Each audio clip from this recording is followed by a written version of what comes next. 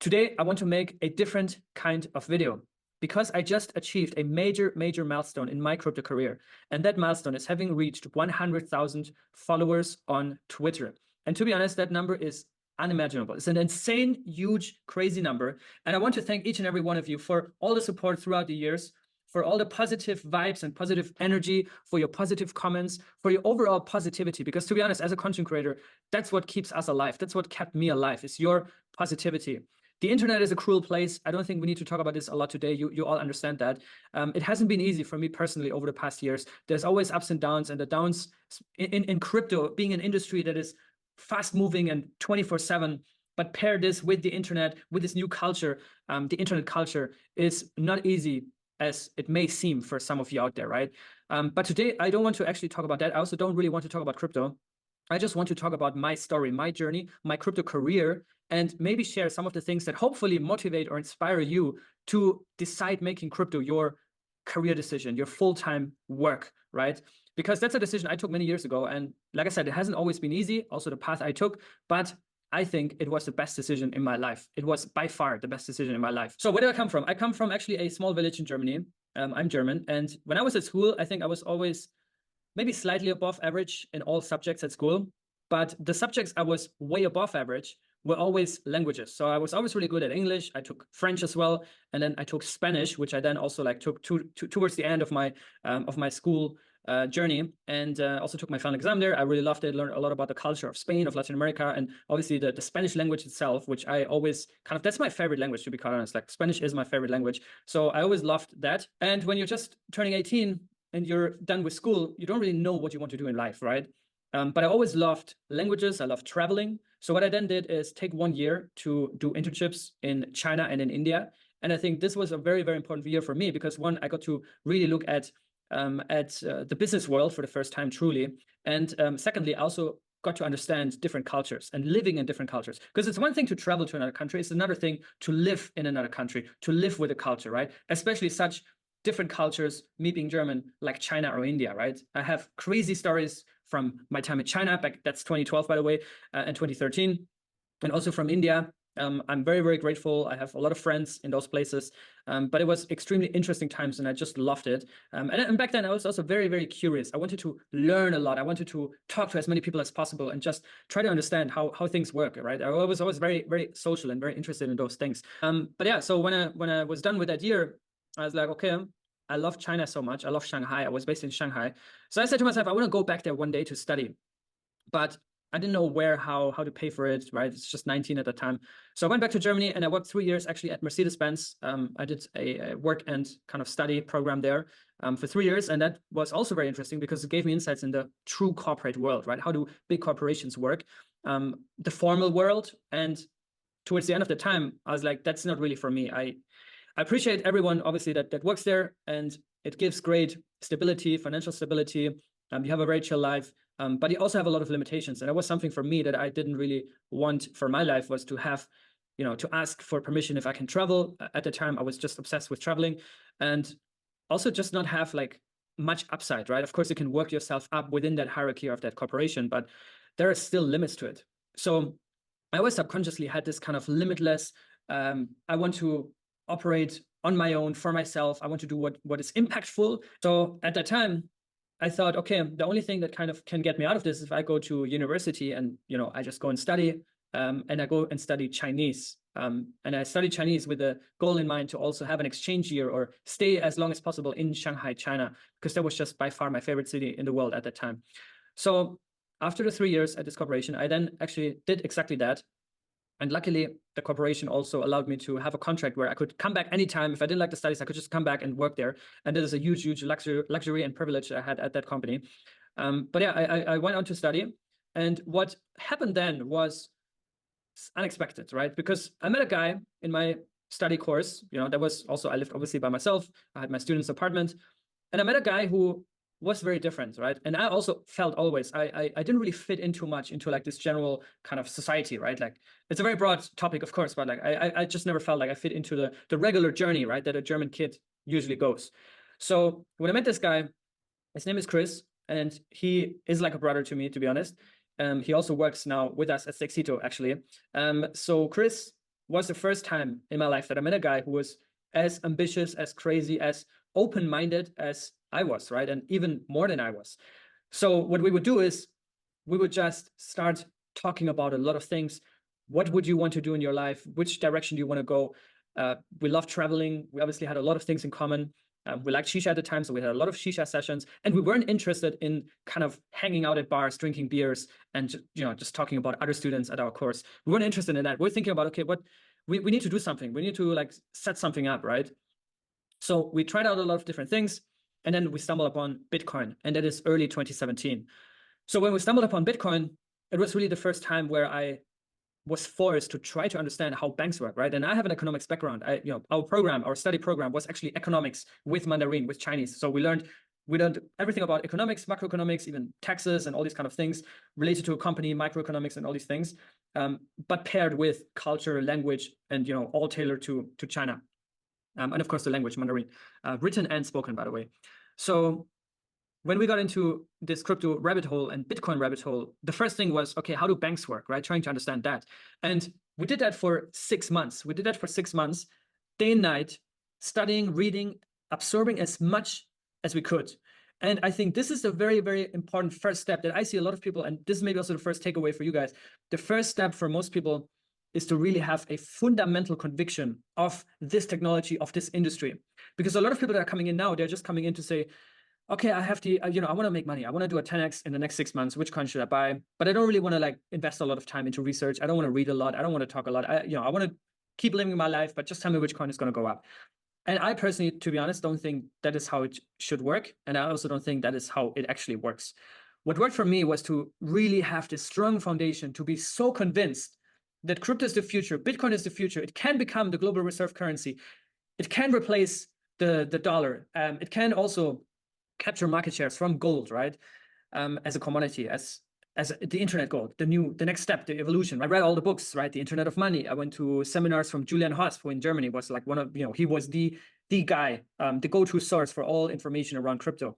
I learned from Ivan on Tech. I learned from box mining. I learned from all these first generation crypto YouTubers. And for me, that was just so eye-opening, right? Like the stuff they have told, and Ivan having a tech background, also trying to understand technological side of things, which for me as a non-tech person, until this date, is very hard to wrap my head around, right? And I don't think when I say you need to be fundamentally convinced of the industry, I don't mean that you need to like understand, every single detail of how a rollup works versus, different architectures and a Cosmos SDK and all these kind of things. I'm not referring to that, but more so from a philosophical and societal standpoint. What is crypto? What does crypto mean, right? Where does it come from? Where does it originate? What is the cypherpunk movement in the early days? What is the actual mission of crypto, right? And I think, while today, if you look back at what the original plan was, you're like, I don't know if we can achieve that as originally thought, but at least we're kind of like pushing towards that direction, right? And I think this is an important foundation that you kind of also need to have if you really want to also make crypto your career decision. But so yeah, that's what we did, and we just went deep into crypto, as deep as possible. I started to invest in like summer 2017. So that's like early 2017, we got into it. It took 5-6 months for us to like truly understand. And then we just invested everything we had pretty much towards the end of the year, right? Which was just before the crazy bull run happened, the first altcoin bull run ever. And we made a lot of money. And then we became kind of overconfident in our research, in our thinking, right? And what we then did was obviously the worst thing you could ever do, which is to like keep chasing the next pump, which obviously in a bear market, that's not how it works. So we always told ourselves it is the future. In the next 2 or 3 years, we're going to replace the dollar, the banks, we're going to take over the banks. We're just over ambitious, I would say. Over ambitious, overconfident. I wouldn't say greedy. Some people were definitely super greedy, but for me, it was never really about kind of the money itself, but more so about this overexcitement about the industry. And a lot of people had that. So yeah, that's what we did. And then in 2018, the first bear market year, which was shortly after, obviously, the bull run came to an end and peaked and the first crash happened, we then had our exchange year. So I went back to China, Shanghai, China, which at that time was the epicenter of crypto, the epicenter of blockchain development and cryptocurrencies, right? So that was the first time where I really went to physical events in Shanghai. And I was like, okay, this is actually strengthening my belief in the industry, even though prices are going down every single day and it's depressing and we're just losing money all the time. But it just strengthened my belief in this industry. So we went to all these events, met a lot of people. And at some point I was like, it's nice to attend events, but I also kind of want to do my own events, right? Because I want to also bring new people in, and I want to do it in my in my vision, right? In my thinking, how I think it could add most value to people, because it helped me to get into the industry. So we then started doing our own events, right? Chris and I. Out of that, I then met other people. Shout out to Tyler and Alvaro and Joseph, and also, of course, to Chris. But we then co-founded Crypto Mondays in Shanghai. And Crypto Mondays is like the TED Talks of crypto. So we started that in Shanghai, and that meant we did crypto events every other Monday in Shanghai, attracting hundreds of people over almost a year, right?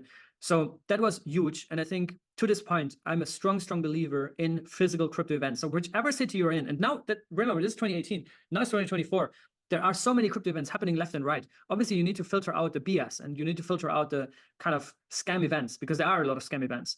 But if you go to your local city kind of event series in crypto, you meet a lot of people that might have huge impact on your career path, right?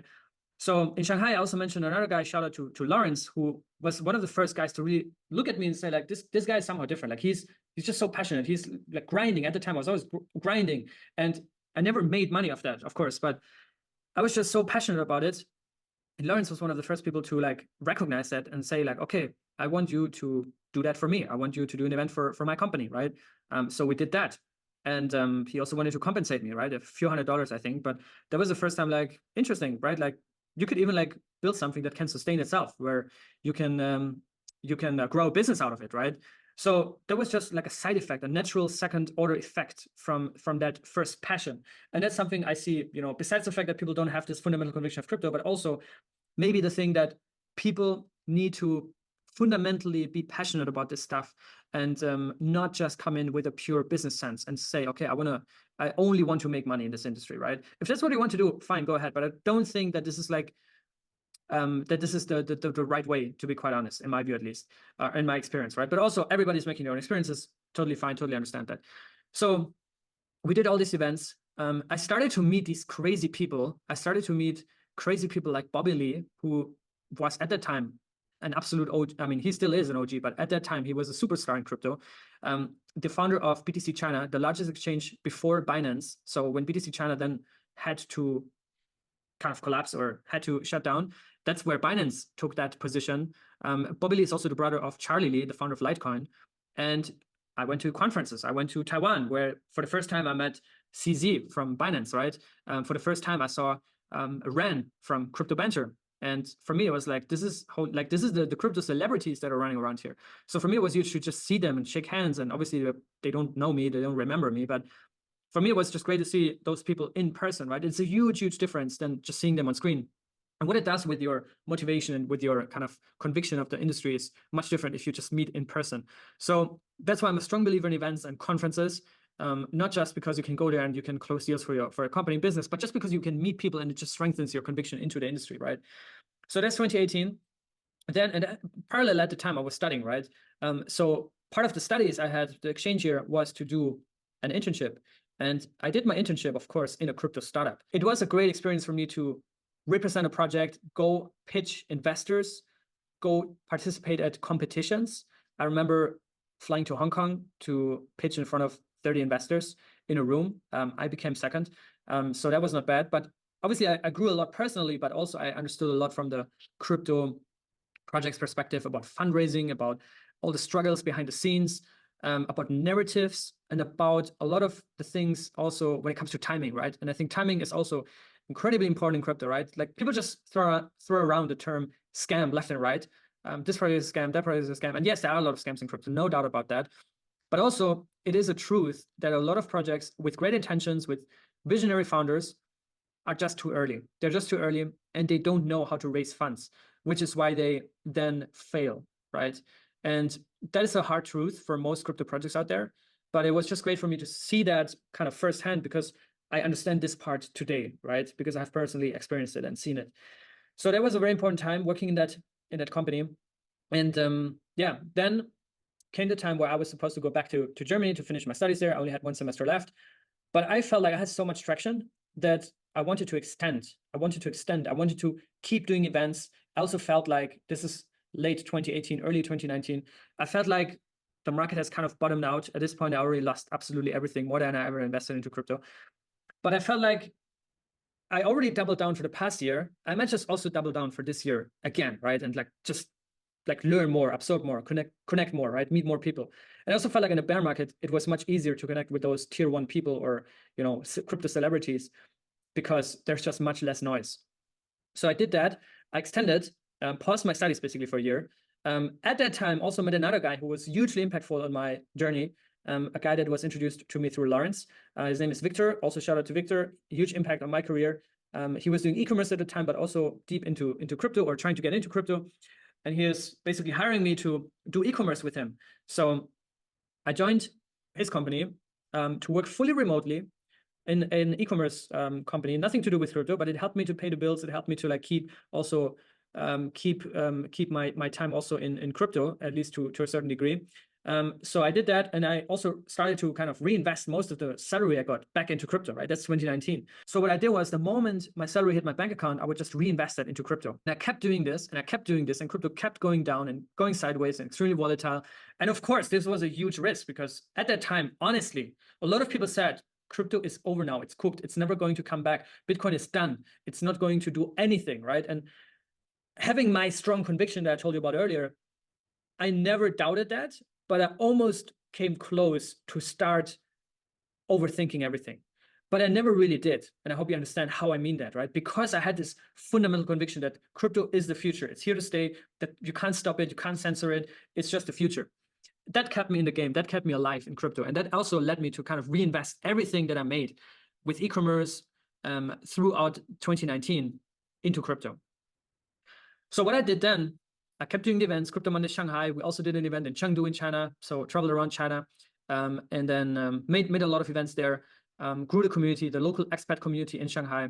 That was really the peak. And like I said, I met so many people. It was really incredibly valuable to like build my network, but also learn, right? That was also the first time I started to do videos, to do interviews in Shanghai. I never really like uploaded them, because I don't know, especially now, it's like, I was very different back then, right? Like just where my knowledge was, and like just very excited and ambitious. But that was the first time I also started about making videos, making content, right? Because I also had I had done a lot of mistakes at the time, right? Invested into a lot of white paper ICOs, BS projects, very naive at times also, into cloud mining projects. That was a huge thing in 2017, 18. But yeah, so we did all these events. I was really deep plugged into it. And then I met a Colombian guy in Shanghai who's been living there for a long time. And going back to, that's also why I told you about my Spanish, and that I really love that language. Juan, another guy who had a huge impact on my journey, he's like, man, we're going to do these events in Colombia. Trust me, Colombia, South America, Latin America is a huge market.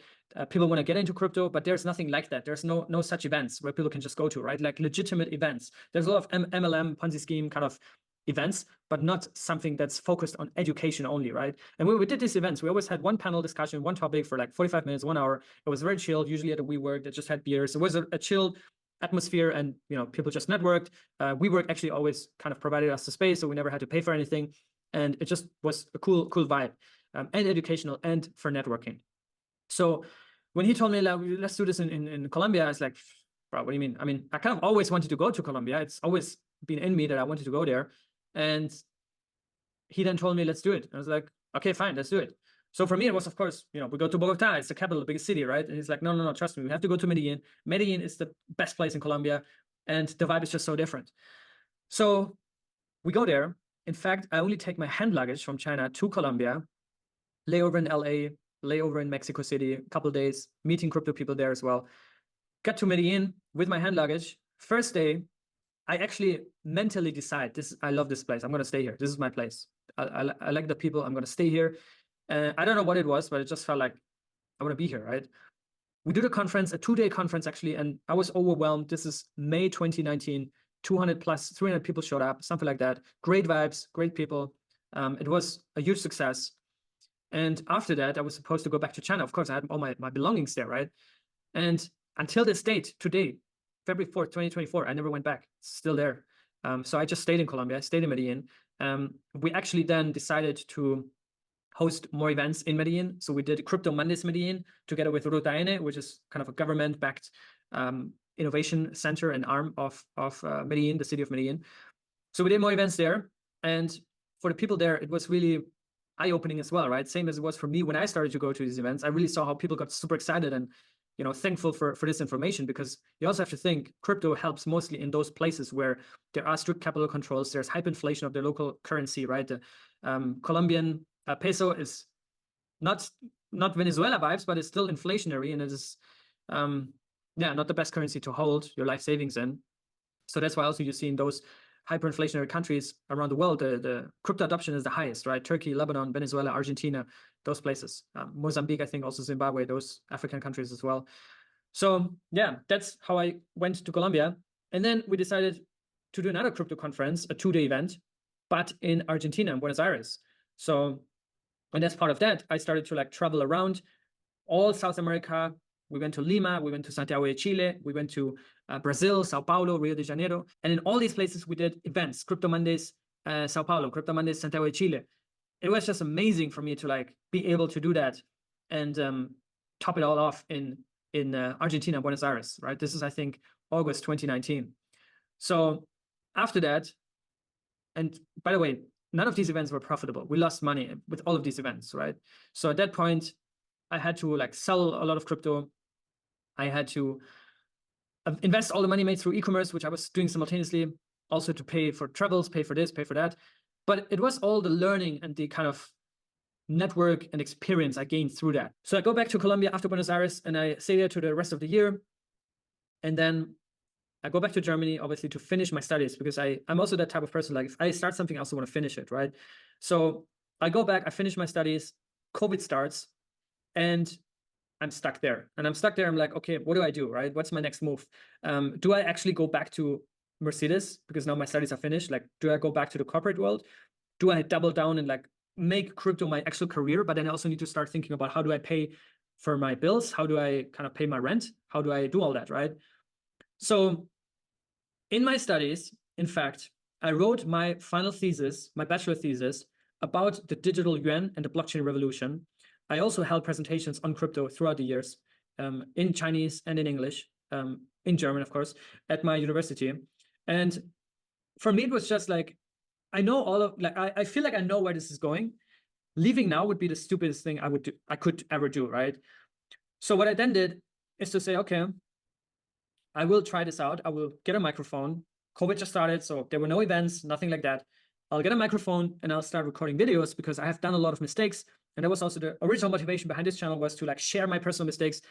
At that time, I wasn't deep in Cosmos at all, but I had done a lot of mistakes about believing everyone, investing into ICOs, investing into this, investing into that, being naive also with people, because there are a lot of sharks out there and you need to be very, very careful. So I felt like I wanted to share some of my mistakes that I did, also about how to securely store your cryptocurrencies. And also, that was a time where Bitcoin maximalism was at the peak. And I always believed in this multi-chain thesis, right? There's not going to be one chain to rule everything, neither Bitcoin nor Ethereum.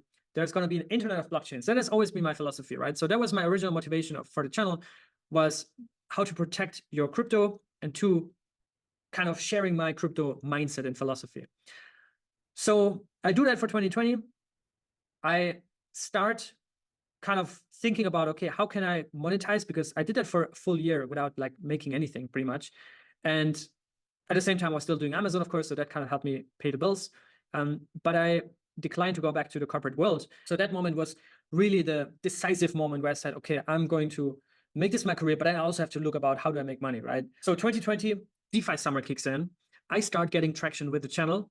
I also start getting offers for people that want to sponsor, 99% of which was, of course, BS and a scam. So to this date, I just decline or not even respond to 99% of the requests I get for sponsorships, because it's just scam projects. But then there was one private fund, smaller fund, just kind of organically came together out of Turkey, out of Istanbul, Turkey. To this date, we're talking, we're good friends. They were the first ones to kind of invest in me and to offer me a sponsorship for, I think it was $500 for like 10 videos. So $50 per video. But it was the first time where I'm like, this could actually like work at some point, right? Where not even I can sustain, but I can also like make something huge out of it, right? And remember that at the time, I was doing a lot of videos, working hard every single day, reading, staying on top of the things, doing a lot of DeFi, getting priced out from Ethereum because it got too expensive, DeFi summer 2020. But I was still kind of deeply in it, right? Late 2020, I then look at my wallet. I'm like, I have this Atom in my wallet. I don't know why. I don't know what Cosmos is. Obviously, I've seen it around, but I never really got into it. So I start putting out a tweet, and Jack Sempolin responds to my tweet, and Jack Sempolin offers a call to walk me through what Cosmos was, what IBC was. This is before IBC went live. So we get on a call. I invite him on the channel, and back then I didn't have many followers. So Jack was really the first like very high quality kind of guest that like just organically was interested to educate me on Cosmos, which I'm forever grateful for, obviously, because it has had a huge impact yet again on my career. And he walked me through. He helped me navigate. And then a few months later, I saw two things. First, I saw that there was a micro grant that one could apply for as a content creator. So I did that, and it took a while. It took a few months, but I eventually got the grant, and those were from proposal something 34, I think, allocated from there. It was a very small like amount, obviously not something that I could like fully live off, but it was again another time where I'm like, okay, like, you know, I'm on track. I can like slowly get there. At the same time, my crypto portfolio was also going up, of course, after all these years of like being down bad and heavily underwater. And the second thing I did was with some friends that I met in Shanghai the years before, German friends, were like, okay, I know that you guys have experience in running nodes.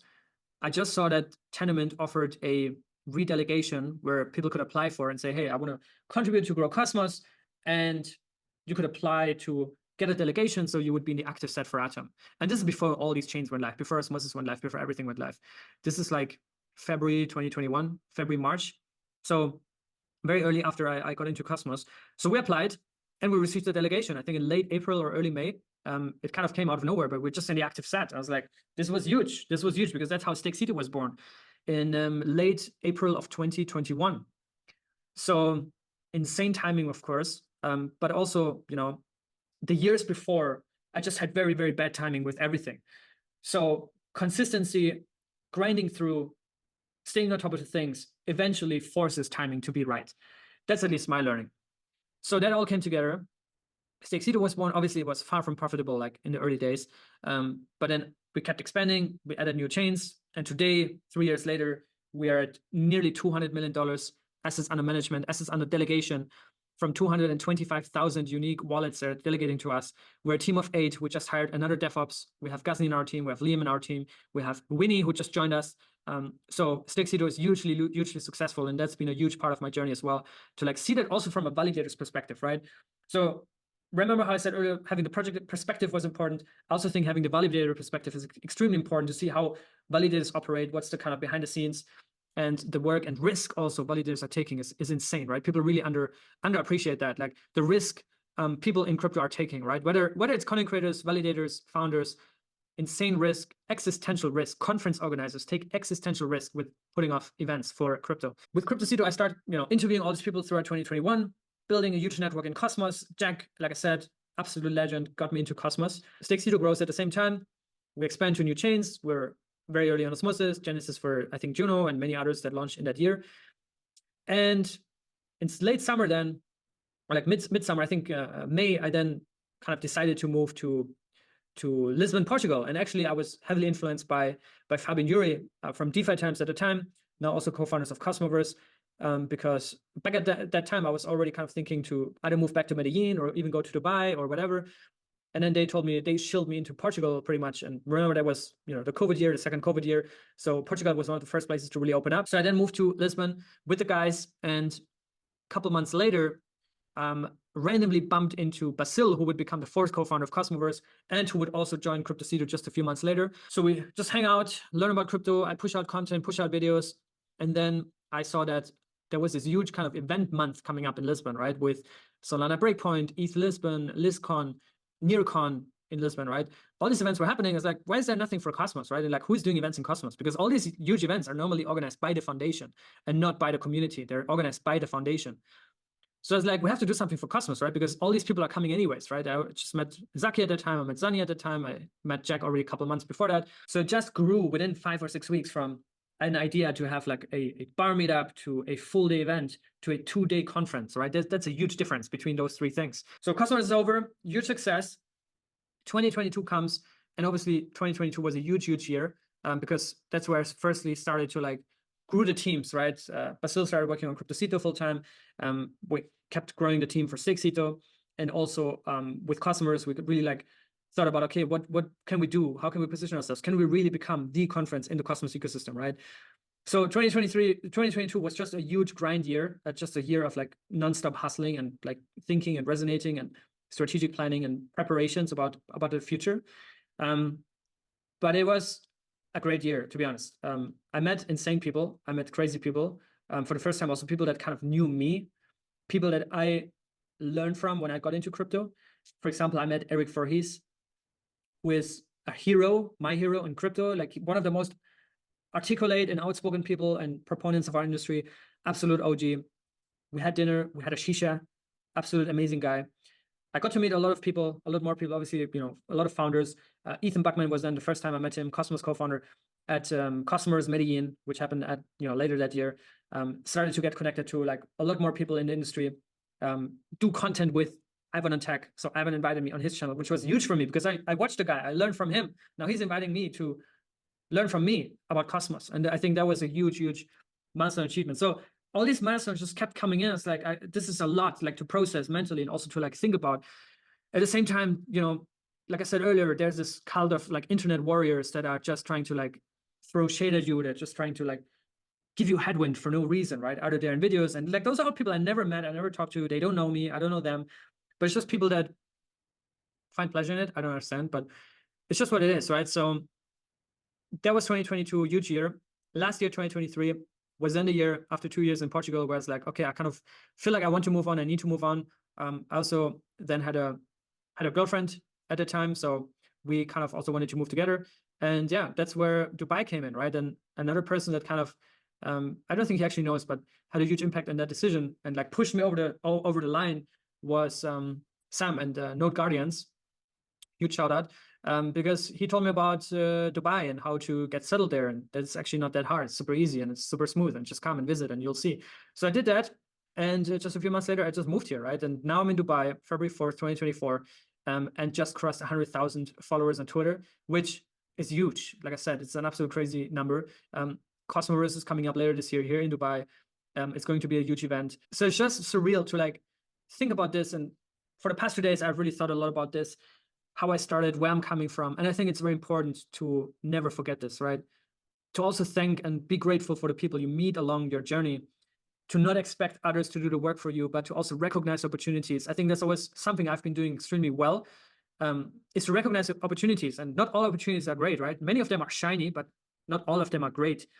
But I think it's important to like recognize opportunities, take opportunities, and do your best with your best integrity, with your best, to your best knowledge, to try out these things, right? Because crypto is just such a new industry. A lot of these things have never happened before. So there are inevitably a lot of mistakes to be made.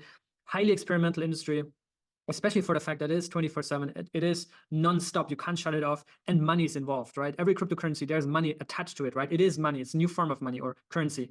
So that makes it so difficult, but at the same time also so opportunistic. And I think you just need to recognize opportunities and not think purely from a financial opportunity perspective, right? But more so from, how can I position myself? How can I add value?